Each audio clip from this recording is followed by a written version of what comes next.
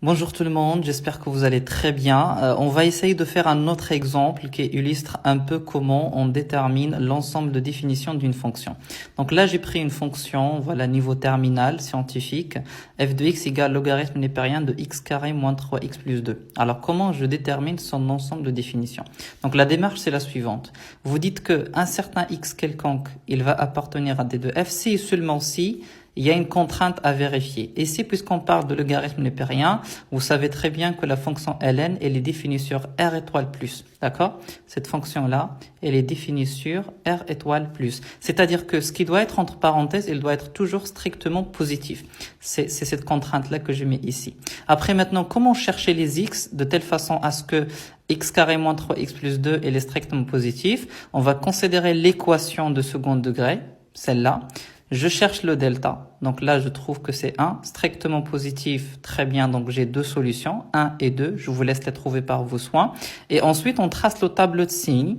Donc là, j'y mets les racines dans l'ordre. Donc moins l'infini, 1, 2 plus l'infini. Ça, c'est mon polynôme de second degré. Et là, du coup, je vais mettre les signes. Alors, comment je remplis les signes? Vous savez très bien que la règle, c'est la suivante. C'est que entre les racines, c'est moins signe de A. D'accord? Moins signe de A. Et là, c'est le signe de A. D'accord? Ici, on met le signe de A. C'est quoi A? En gros, en fait, c'est le coefficient qui est à côté de x carré. Et si vous avez 1, on ne le voit pas. 1, elle est positive. Donc, j'aurai plus, et là, j'aurai moins. Donc, dans quel intervalle ce polynôme-là, il sera positif? Entre moins l'infini 1 et 2 plus l'infini. D'accord? C'est-à-dire que si je prends un x qui est soit ici, ici, je suis sûr et certain que ça, il sera positif.